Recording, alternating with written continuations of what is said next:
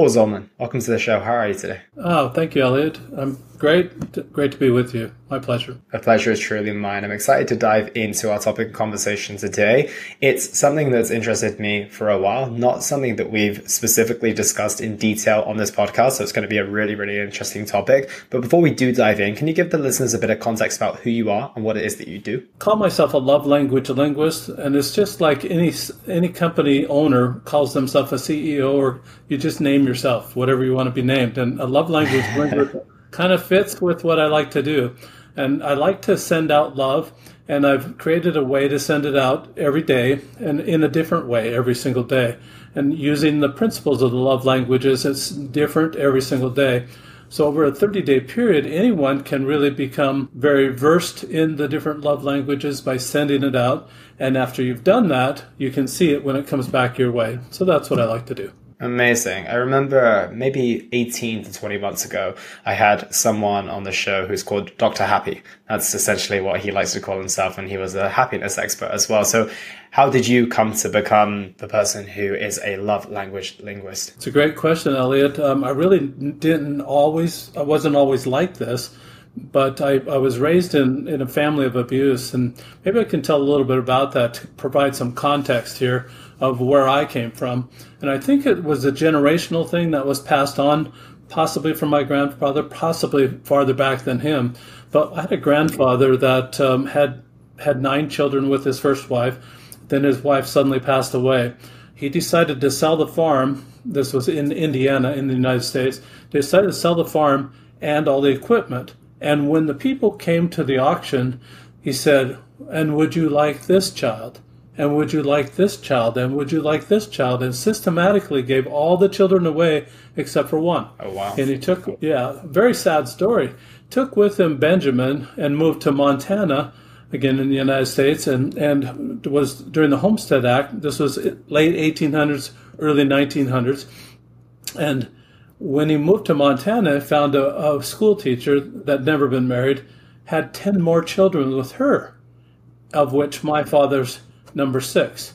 Now, my father kind of toned it down. Instead of having 19 children, my father only had 11. I'm number 10 of 11 children. But this grandfather passed away when my father was just 10 years old. Really kind of brought on economic hardship. In addition to that, all the abandonment issues and everything like that.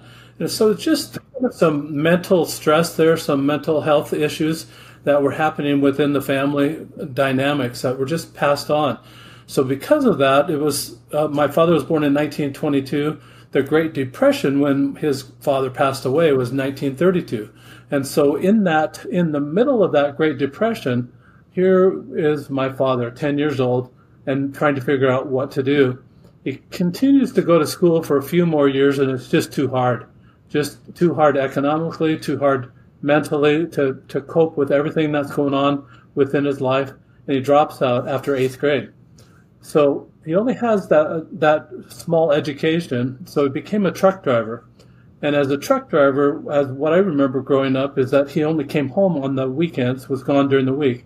But it was on every Friday he came home. Every Friday he dated my mother.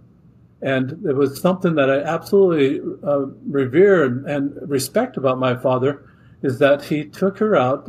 He'd never miss. Every Friday night they'd have.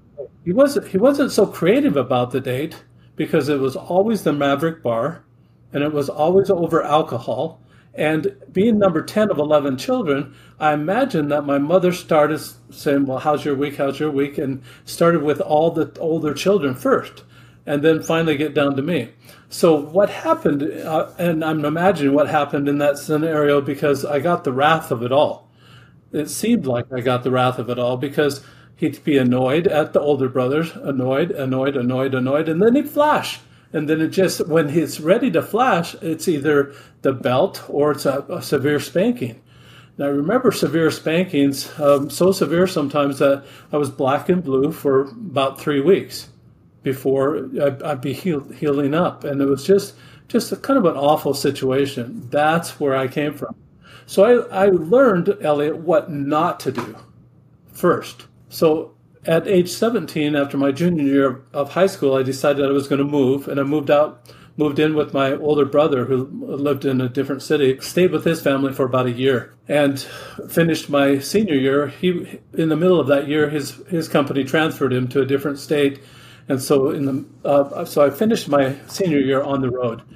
Then I spent a couple of years in Japan. That's how I learned Japanese. And while I was in Japan, I thought, you know what? I feel like I need to stay in contact with my parents. I just had that feeling. And I'm Christian, and I thought, I like the Ten Commandments. The fifth one is to honor your father and your mother. And so I thought, how can I do that? Here I came from that background of abuse. How can I honor my father and my mother? And so I thought, well, what if I wrote him a letter? And it was back in the age when it was all snail mail and there was no email. Back in that age, maybe a lot of your listeners don't even remember that age, but it was back in that time frame.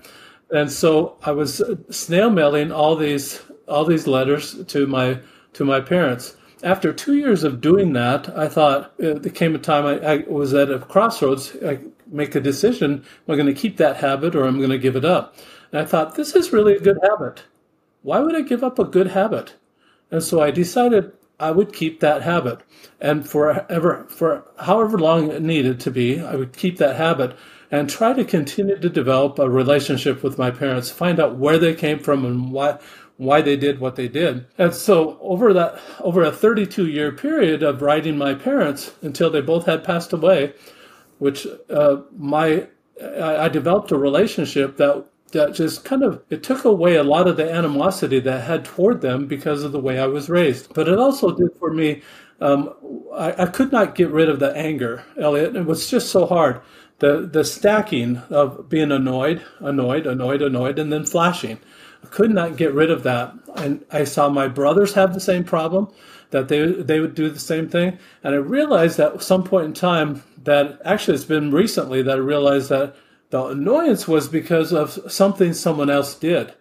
Even though it's out of my lane, I didn't realize I don't have any control over that. Why am I being annoyed? And if we stop being annoyed by what we don't have control over, life is going to be a lot happier anyway. So that's just kind of some mental health tip. I remember blaming my father for all the social awkwardness, just various things, relationship failures, social awkwardness, all that sort of thing, up until I was about age 35. And then at age 35, I realized, I think I'm responsible for my choices. I'm responsible for what I'm supposed to do. Finally, at age 35, I'm a late bloomer. And just so that's what happened. What I found out, Elliot, and I maybe can illustrate it this way, was went on a walk the other day, and I found a walking stick. And it's just on one side of the stick, it's very smooth. And on the other side of the stick, it's got some gnarly spots on it, maybe some knots. So I call this my naughty and nice stick. So it's kind of like a spectrum. I'm sure Santa Claus has a stick just like that. So be good, Elliot. So Christmas will come. It's almost here. That naughty and nice stick actually was really a great illustration for me to show a spectrum. Where was I at on that spectrum? And I decided that the angry humor, the angry words, the angriness was all on the naughty side of the stick. I didn't want to be there anymore. And so it really was pronounced to me when I was dating about 15 years ago. Let me back up just a second.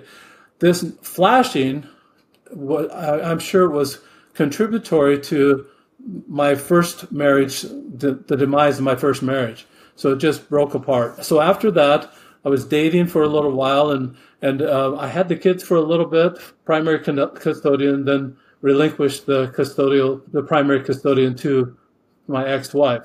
So she had the kids for the rest of the time that they were home. So in that time frame, I was doing some dating, and my sister calls me up and thinks I'm lonely, wants me to introduce her to her neighbor. And it was 7 hours away. I just really didn't want to do the destination date thing again. I'd done that for a year and a half. I did not want to do that again. I said, no, I don't want to. She said, oh, come on. And you got to do what Big Sister says. As the 10th child of my parents, we used to have to walk up to the TV to turn the channel. You didn't have the remotes way back then. I'm dating myself. So you had to walk up to the TV and turn the channel physically. And you had a little pointer that pointed at what channel number you were on and everything. I could do that, but it was under the direction of one of my older siblings. So I didn't really have a lot of privileges that way, and I always had to get approval of big sister, big brothers, and so this was kind of that same thing. So she said, "Oh, come on," and I said, "Okay." Well, I started corresponding. We developed a relationship, and then I decided to move up closer to my sister to continue the relationship, and it went well. It was time for big brother approval. So I take this woman up to my big brother's house. First thing that she walks in, my sister-in-law pulls her aside and said, "The only emotion that the Zolman family learned growing up was anger." At first I said, denied it. Then it made me mad. I thought, she nailed it.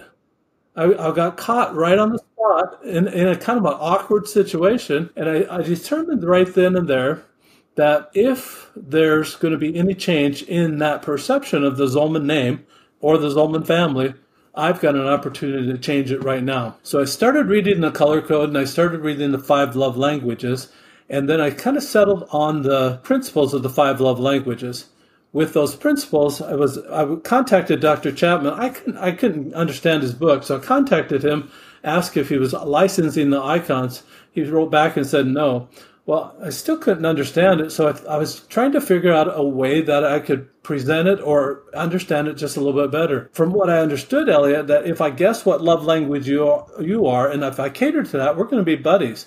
I'm a terrible guesser. Just a horrible guesser, and that wasn't going to work for me. The other thing that Dr. Chapman has is say, well, if you take this survey, I'll find out what love language I am. What am I supposed to do with that? Advertise? Hello, Elliot, I'm Gift. What do you have for me today? I mean, it's just so awkward. That wasn't working for me either. So I thought one thing, even in our dysfunctional family growing up, one thing that I did like is that when we got together as a family to play games, it was kind of a nice time. It was a time that I learned how to play cards. I learned how to play Pinochle and just a few different card games that way. And just, it was kind of a good time. It was definitely not as abusive as other times, but it was just a good time. So I thought, maybe, what if I can make this a game? And that's when I contacted Dr. Chapman. When he said no on the icons, I contacted a local attorney about the copyright. And he said that theory, like the love language theory, is not copyrightable. Application is. So he didn't have it as a game. So I made my own icons and I put it on a die. And you can see the die right here. There I've got gift, touch, there are the words, there's time, and there's service. So those are the 5 love languages. 6 sides on the dice. The last side is surprise me. Oh, so wow. That's new. So there's just 2 instructions, Elliot. You roll the die every day. That's the love language you practice giving away all day that day. Unlike the thing that Dr. Chapman had in his book about doing it to your significant other. I was single. I didn't have a significant other, so who am I going to give this away to? And I figured, well, I only have the power to give it away. I can't really bid people to love me, because how's that going to turn out? Well, I told you how to love me. Why aren't you doing it? I mean, with that pity party, I did not want the whining, did not want any of that. So I decided that as I'm giving it away, I'm giving it away without any expectation of it coming back. By doing that, over a 30-day period, I was able to learn all 5 love languages and be able to see it when I was giving it away, be able to understand what they were backwards and forwards by giving it away, but I could see it when it came my way. So when it came my way, if it's not my primary love language, which most people respond to their primary love language, but if it's over here and it's not quite their primary love language, they may think that's nice, but it's not my love language. They might not consider it actually love.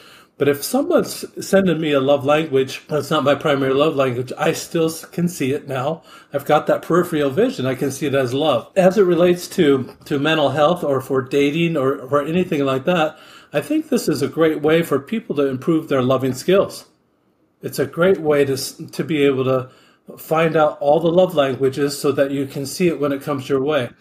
just think of that. If everybody had that peripheral vision and could see the differences in love, what the world would be, it would be a different place right now. Yeah, I can completely imagine. And thank you for that context, because it did allow us to see your journey all the way from, like you mentioned, childhood abuse, through the anger that came off the back of that, even with you trying to maintain that relationship with your parents, to coming to a place where you now know how to give and receive love in a very, very effective and meaningful way as well. So you've pretty much flipped from the other side to the other side of the spectrum, or the other side of your stick, as you showed to us as well. And with that being said, I want to take a little bit of a step back to explain maybe the love languages in a bit of detail for those who have maybe not come across this concept too much before, and then go into the real world application of that. So can you firstly run us through the 5 different love languages and talk about some maybe practical examples? Because I think, once again, makes more sense in terms of a relationship. You mentioned you were giving it out to the world, and when I hear giving physical touch out to the world, it might be a little bit of a gray area. So can you go through that for us? Sure. Let's start with physical touch, because that's really an easy one.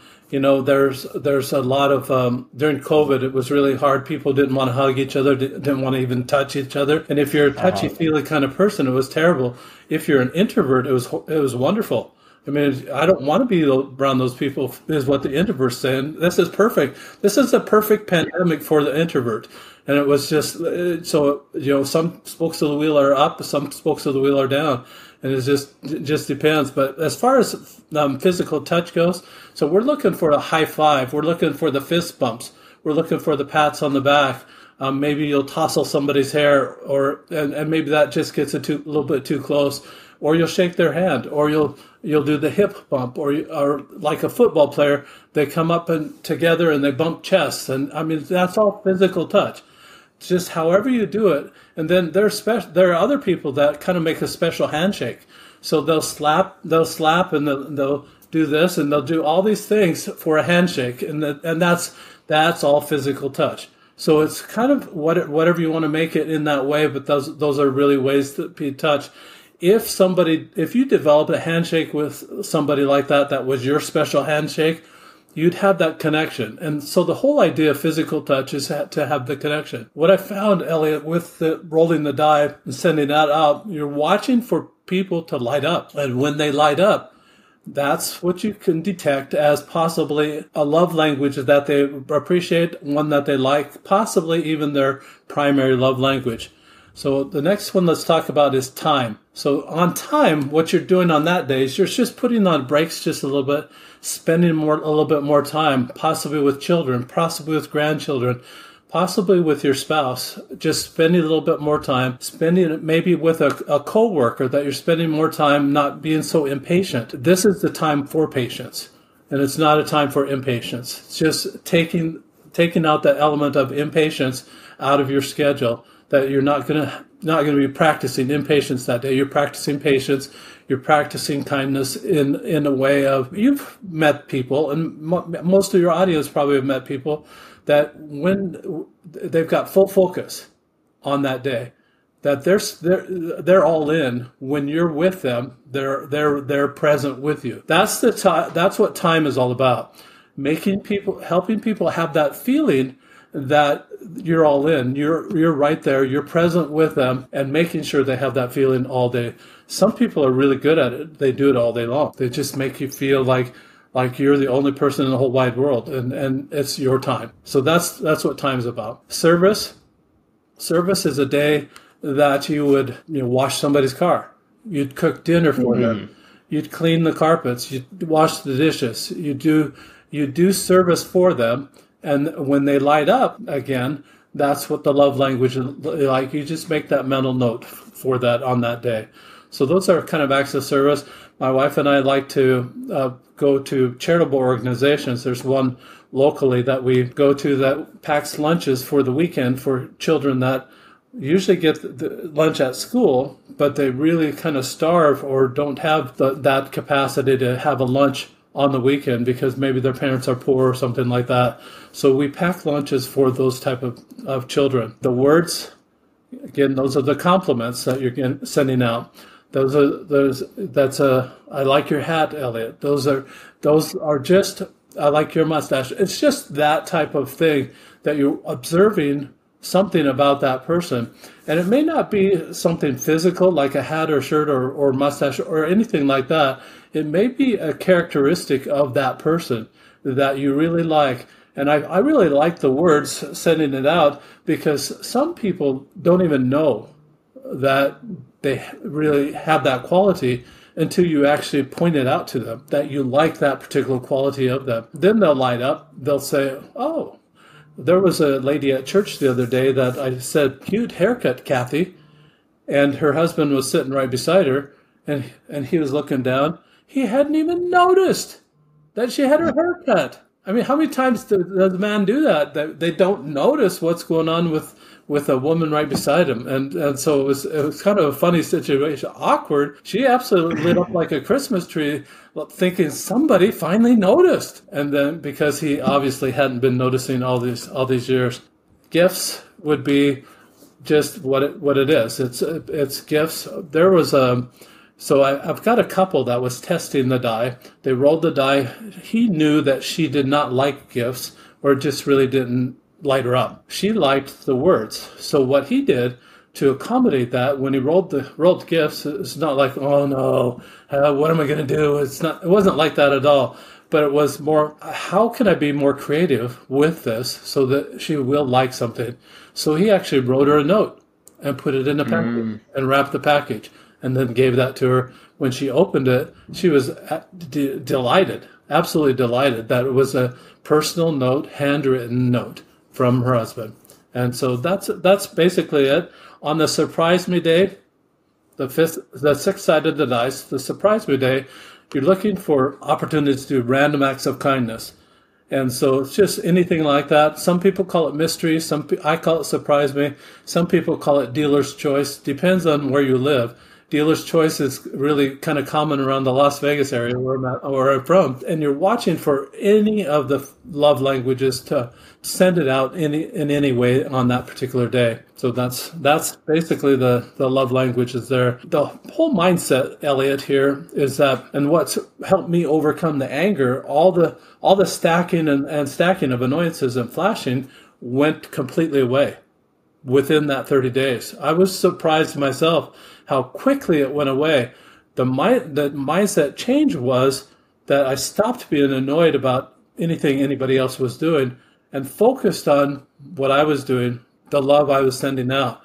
And when I'm focused on that, I'm watching for what's right about that person, what can I love about that person, instead of going down the critical path, which says, what's wrong with that person? And you start being critical and judgmental and just start going down that path. You don't even have to go there. For the most part, most people, we're not the judge of one another. We should really be staying in our lane, watching what we're doing, what we're sending out. We really aren't their judge. Yeah, absolutely. And I'm interested to get an idea of people who have not experienced certain love languages in their life. I know that there's so many people in relationships where their partner's love language is words of affirmation, but they were never told a single word of affirmation in your life. Maybe you can relate to this. There was no I love yous in the house. There was no I'm proud of you. There was no you look great today. You look beautiful. You look handsome, whatever that might be. And these people then grow up and realize that they have discomfort with even expressing these words, and they don't even know how to. Yet their partner is screaming out for a compliment or for even just confirmation that this person loves me and wants to be in the relationship. So how did you get specifically good at giving out love, especially in a way that you didn't specifically receive it? And how do you recommend people get to grips with trying to deliver their partner's love language or their colleague or their friend's love languages when they have no idea how to even get started with it? That's a great question, Elliot, and it's very complex that way. And I think that it's really important that you just use your skills of observation. As I mentioned, that you're watching for them to light up. That's how you detect. No longer do you have to put in front of them this survey and say, could you take this survey so I know how to love you? You don't have to pause the relationship for anything like that. It's awkward anyway. Watch. Just watch and watch them light up. And when you're practicing this, especially those people that may not have had any words of affirmation growing up and they're just very uncomfortable, when you start practicing this, you're going to be uncomfortable. you're going to be a little uncomfortable because everybody usually they like the idea of reciprocity. If I give away what I want, maybe it'll come back. It doesn't happen that way. Not with this at all. Then this really is. I'm saying that this is a better way. That you give it all away. Learn how to give all the love languages away, so that you can understand number one, but you can receive it when it comes back your way. And it takes a lot of practice to actually send what people want to them. And then even when even if they light up for something, they might not light up for that the next day. And it might change a little day to day. Like they might want a gift one day. Of course, on Christmas or on a birthday, you would expect a gift. And then you light up. You're supposed to light up. But on other days, they might want something else. The practice of stepping out of that comfort zone, stepping out from giving away what you like, just forget about you. Really, and I'm sorry to say that to a lot of the audience because they might think it's all about them. It's not. It's about them. It's about the other people, and it's not about us anymore. It's about them. And so you're working all day long to make somebody's day. When you make their day, they're also going to be a lot happier. They're going to go around their own circle of influence and make their day. And it's just going to spread love in that way. That's the whole idea. That's what you want to send out. That's what you want to accomplish. You don't have any expectation of coming back, but you know it will. And when they light up, that's definitely satisfactory for whatever you've sent out. But it's like putting money in the piggy bank. You're saving that, or it's going to come back. You don't know when. On the contrast, on the naughty end of the stick, if you send out anger, you get an immediate return on your investment. It's coming right back to you. Who wants that? And who wants to send that? Or if you're sending out criticism, guess what? They're starting to critique you. They're going to look at your weaknesses, going to look at your failings, and then start criticizing you. Who wants that? Nobody. Send out love. It's a whole lot better. It's a better choice. I like that a lot. And I'm interested now in getting people to a stage of being able to not coerce their partner into doing it, but let's say we've got someone in the relationship who's very committed to this. They are doing their best to identify where their partner's lighting up. They're doing their best to fill their partner's love tank in every single way, yet they're not getting it back. And even, after months of giving and giving, let's say, for example, we've got a man who is in the typical provider role. He pays for the house, he goes out to work, and, he doesn't want to come home and have to praise his wife with all these words that she needs to hear, because he thinks that he's doing his job as the provider, and he's, bringing the things home, and he's giving the resources. So it's a combination of acts of service and gifts all rolled into one. So he feels like he's giving all of this stuff, but she's just looking for those words. It's not to say that she wants him to take away the fact that he's providing for the household, but she wants the words, and he's like, well, no, I already do all of this for you. And I can imagine there's a lot of conflict there, especially if someone's invested into this. They know what they want. They're doing their best to give it out. But some people don't tend to be, like we said, we kind of expect that reciprocity, and maybe we shouldn't expect,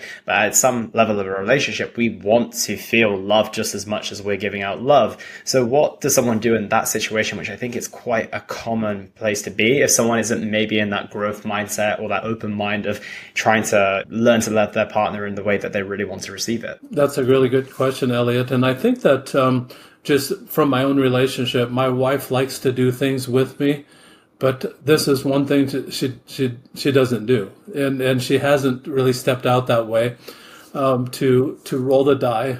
But what I do, so instead of rolling it with her, I roll it in private.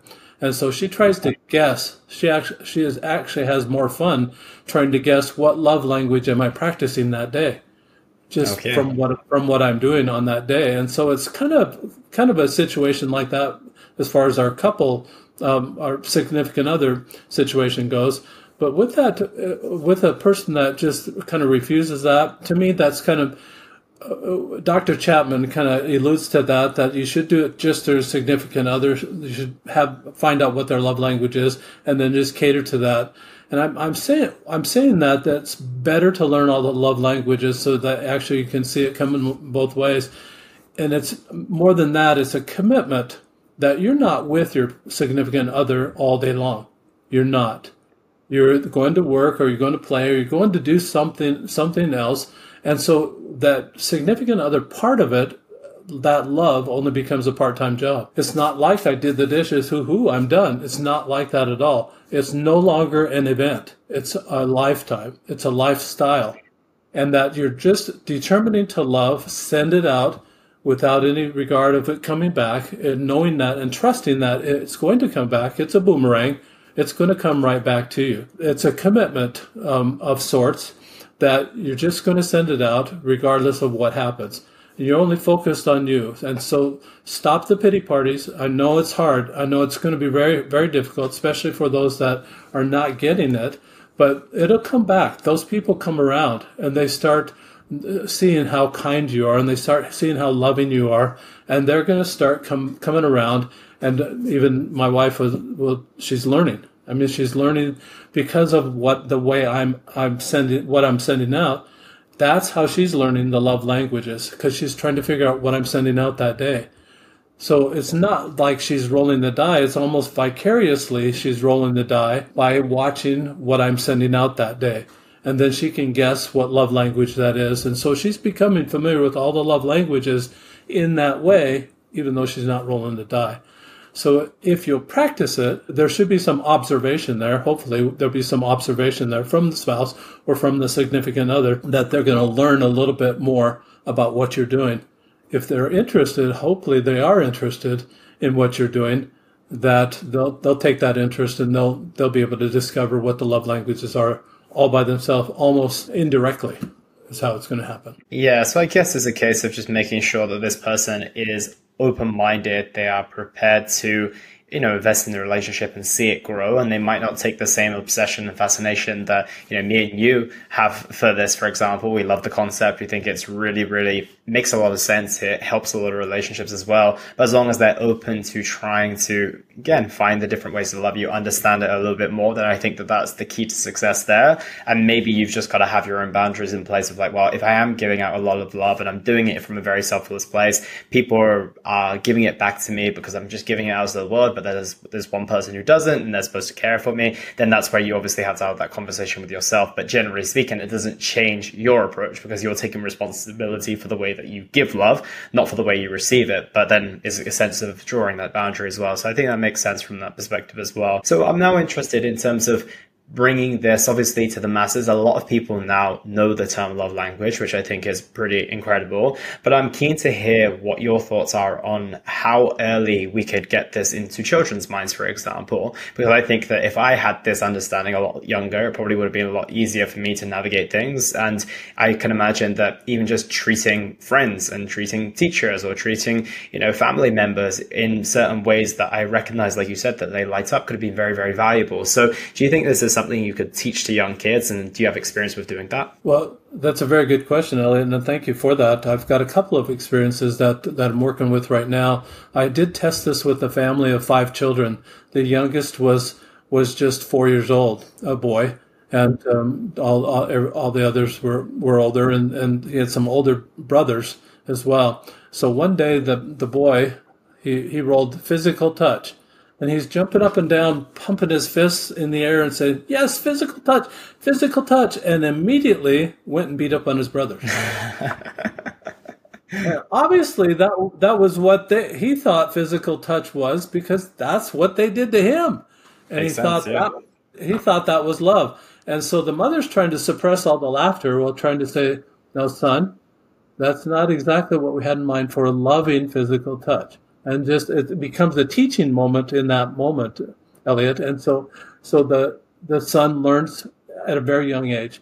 You'll notice on the dice itself, there's no words at all. So when small children learn how to read, they learn first from the pictures, and then they can tell the story, and then from that they'll be able to form the words and be able to sound those words out because they know the story already. That's kind of the same thing. So that's why there's another reason why I just put the icons on here, the pictures on the die, is that it becomes a memory hook. When I was learning Japanese, I had to have memory hooks because of the kanjis and all the different the writing that they had. You had to learn what the writing said, and so those became memory hooks. These pictures of the love languages are like that as well. when you roll it first thing in the morning, it should be able to stay with you all day long. What did I roll this morning? And then, so you'll be watching all day long. Take that into a school situation. I'm looking at probably kindergarten through sixth grade, possibly, where the classrooms are still together at the beginning of the day and at the end of the day. At the beginning of the day, they roll the die at the classroom, say, class, we're looking for gifts today, or we're looking for physical touch today. And the teacher takes maybe 20 seconds, maybe 30 seconds to explain, this is what that looks like in the classroom situation. At the end of the day, I've talked to several teachers across the world, and they're saying that the last 10 to 15 minutes of the day, the children are anxious. They know the bell's going to ring. They want to go home. It's a really non-productive time. They're not thinking about anything. I'm saying take that non-productive time and have the kids record what they rolled, what opportunities they saw to love in that way, and then what they did about those opportunities. So if they can journalize it, then they're accountable. Whatever they rolled at the beginning of the day, how they acted, or what opportunities they saw to love in that way throughout the day, and then what they did about those opportunities. They become accountable for what they did. I wish I would have had that in first grade, or second grade, or third grade. And by doing that, I wouldn't have to wait till 35 years old to realize, oh, I'm responsible for my own actions. Oh, that's a revelation. 35 years old. I mean, I wish I would have had it at that young age. The second thing that happens with doing this in a school system is that for the first grader or the second grader or any of those grades, it becomes a journal. Who wouldn't have loved to have a journal of their first grade or the second grade class, and what they loved about that class, and what they did about that love that they felt? I would have loved to have something like that. So to take the burden away from the teachers, maybe they should just put a check mark on whether they wrote on the journal page or not, and then send that one page home with the child. So it'd be the parents' responsibility to keep those together at the end of the year, put it together as a journal, and then they can bind it to do whatever they want, so that the child later in life will have that love journal. And it'll be a legacy type of love journal, a specific journal for that. Do you think it's as effective with teenage children, for example? I can imagine, second, third graders are very, very impressionable still and pretty open to exploring these different types of things. But when you take this into a teenage setting, have you found your experience to be the same with that age? I think that there's a lot of teenagers that are out there that are understanding and have been taught about the 5 love languages already, but they don't have these new type of ways to practice it. And I think that they'd be very receptive to practicing it that way. For just marketing information, I actually set up a booth at a farmer's market a couple times a month. And in that, I'm just conversing with the teenagers. I'm conversing with small children. I'm conversing with the parents. And all shapes and sizes of people are buying the die and the book and the journal. And they're buying it as a gift because they're saying, I had a 10-year-old come up the other day and said, oh, my mother would love that. He had money in his pocket, and he had enough money to buy the die. And he just got it, and he just took it and made a decision that way. Not very many little small children like that have that kind of money, but he did. No, it's beautiful. And I think that the big thing that comes to my mind in this setting is also the emotional intelligence piece as well. It just gives us an ability to actually start to express certain feelings that might have been repressed, which we might not have an example for at home. So it's fantastic if we can set that tone for children, and they can obviously carry that through their life. And, whether they utilize it or not, it's kind of like, I guess, the industry that I'm in when it comes to health and fitness. It's like, give children nutritional information, give them exercise information. Whether they do it or not in their teenage years is a completely different story, but at least they have those foundations, they have that understanding. And then just like anything in life, it's their responsibility of whether they want to use it or not. But you give them a much better head start in life if you give them that information from a much younger age versus, like you mentioned, working it out when you get 35. Yeah, absolutely. No, I agree. And as far as exercise goes, I think that you're probably very familiar with the Sanskrit words that come to mind from it's a Sanskrit dialect from northern India They give us the words of nirvana.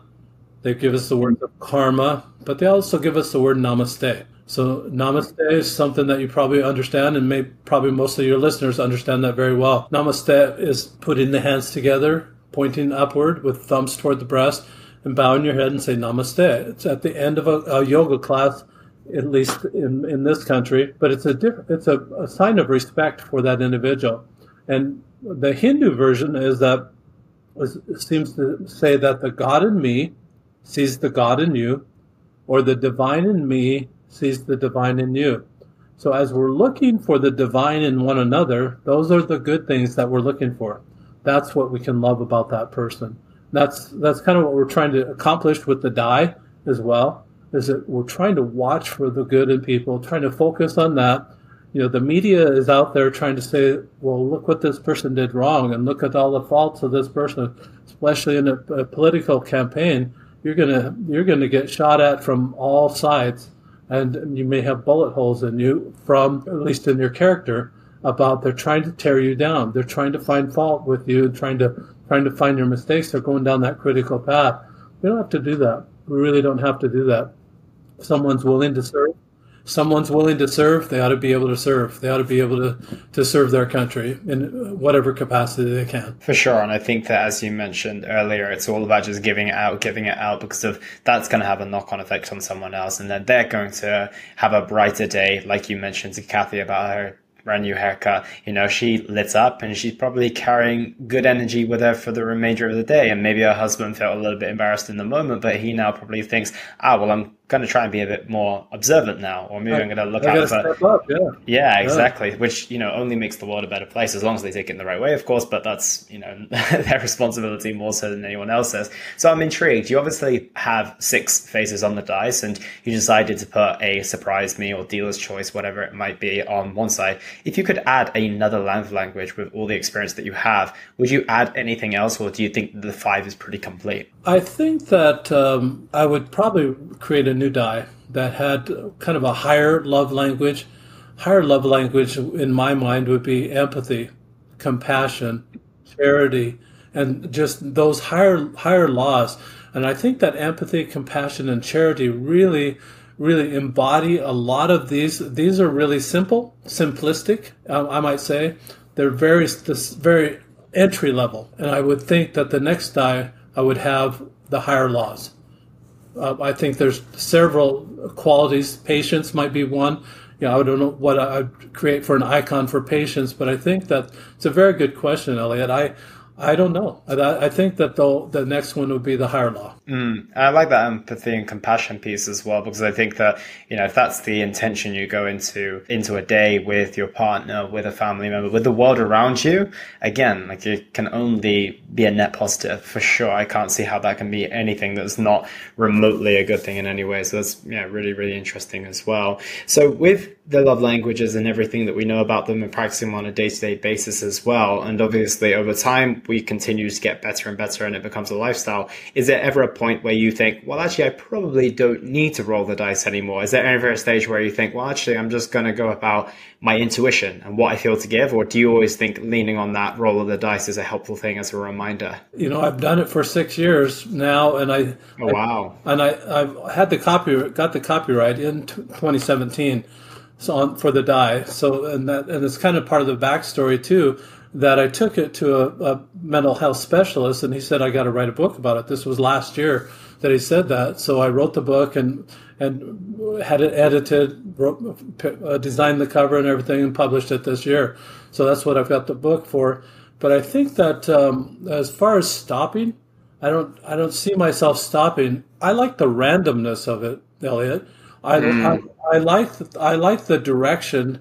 I like the theme that it gives me in the day, that I could pick it out of a hat, but I just think it's more fun. It's a game. And it's like if you make your work, all that you do for work, if you make it more like a game, people like games. They just have fun. And this is fun. If you make love fun, it's going to be fun. Just make it, be creative. And make it fun to do. And so I'm still at that point. that is still really fun for me to roll the die. I rolled service this morning, and already have great opportunities to do that. Already have done several opportunities, but it's just fun. It's just watching for great opportunities to make it happen.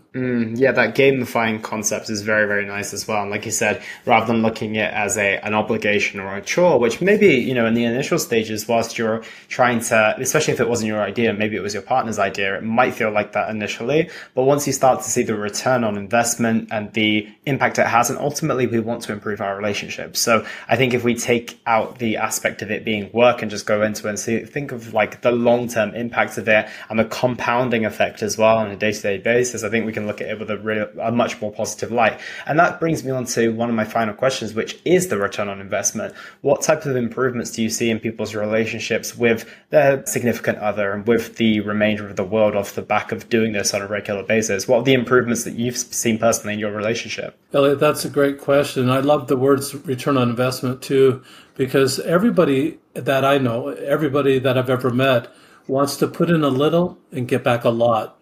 It takes 2 seconds to roll the die, 2 seconds of your day, and you get a huge return on that investment by just doing what the manifestation, what the die says. Just do it, and you get a huge return on your investment. That's number one for the return on investment. I don't know anything else in life that you can get a better return on your investment than just taking that 2 seconds and then determining to love every day. I don't see that. I don't see it stopping, but I don't think people get tired of that, of sending it out. And I think that the return on investment that I've seen is that I'm not flashing anymore. I'm not annoyed anymore. I've really taken that out of my wheelhouse. That's really not my business anyway. Whatever someone else is doing that might be annoying me, that's really kind of none of my business. It's their choice. And they have, just like I have choices, I'm choosing to love. They have their own choices, and maybe they don't have that knowledge that I have or that I've gained this way. And they have to make their choices. And sometimes I might question them. I might say, "You really going to do that?" And I'd say something like that, just kind of to tease them and say, "Well, you really choosing to do that?" And it's just asking them, instead of judging them, just asking them if that's really the direction they want to go. Because I really found that most people, when they really think about it, they don't want to send anger out. They don't want to send judgment out because they know it's coming right back to them. And it's just, if they thought more about it and were more thoughtful, more purposeful, more intentful about it, they'd send love out. And I think that's the change. That's really what you can look forward to, that can be the change in your own life. That just send it out. That's our responsibility. That's what we're here for. I think that's the key to success as well. It's not just removing the anger and expecting there to be kind of this empty void where you walk around kind of being emotionless and neutral. It's filling it with something. And as you've mentioned, like if you are so focused on doing acts of service, it's pretty hard to be angry and do acts of service as in, oh, you can. But at the same time, if you're coming from the right place and you've got the right intention behind it, I think that can be a big key, right? That's absolutely true. That while you're focused on one thing, you're focused on the nice end of the stick. On the naughty end of the stick, there's anger and all its humor and all its vocabulary. On the loving end of the stick, there's also vocabulary. There's also language, and it's just a different perspective. When I realized at age 35 where I was on the stick, I had to. When I realized that I was blaming someone. When you blame someone, you don't have to change. It's their fault. You don't have to change at all. When you stop blaming and realize that what's my part in this, it's like the Lord is it I type of thing. What is it in my life that I need to change to be able to move in the right direction, to the nice side of the stick? And that's kind of the choices you have. You have the 3 choices. When you have that self-actualization, you can stay the same and blame everybody else for the problems you're having. You can go toward anger, become more angry, or you can be more loving. I mean, even if you put being fit on the nice side of the stick, or being not healthy, not exercising or anything on the other side of the stick, find out where you're at, and move toward being more fit. And the final question I have on this topic specifically is, we will all probably experience a day where our intention for the day is service, again, as an example, and we just have this day where we're super self-consumed, we're only mainly doing stuff for ourselves, or we can't find a way to do it because we're just caught up in all of our day-to-day tasks. What do we do when we have a day where we haven't fulfilled that love language intention of the day? I learned early on, even at age 21, that as low as I was at that time, I didn't have any money. I didn't have, employment was just kind of sketchy, and there was a really hard time. But I found that when I went to a rest home, I found someone that had a stroke. They couldn't write letters, so I began to write letters for them. There will always be someone lower than where you're at on any given day, always. So if you can lift someone up on that day, if you can help them have a better day in any way, shape, or form, your day is going to all of a sudden get better too. Then so on those specific days, you just need to find a service opportunity, find an opportunity to find someone that's lower than you, raise them up. Perfect. I like that a lot. And then the lucky thing is as well, the next day you've got another opportunity to roll that dice, and it might just be the same one as the day before, so you get a second opportunity as that. Perfect. Paul, this has been a very, very interesting, insightful conversation. I want to wrap up with a final couple of questions. And the first is, what impact do you want to have on the world with the work that you do? I would like the world to love a little bit more. Just even a little bit more, even if it's 1%, maybe you already are a loving person. Maybe you already do feel like you do all those loving things. But if you're just loving in the 5 love languages, step it up into that compassion, step it up into the charity, step it up into the forgiveness, step it up into the empathy, step it up to the next level of compassion, and just try a little bit harder to be a little bit more loving. I think if we do that, the whole concept, Elliot, and the whole the idea of this is to tamp down misbehaving, tamp down the violence. Let's be less angry. And that's what I came into this trying to accomplish for myself. And I think that from a world standpoint, I think that there's a lot of opportunity to tamp down anger in the world.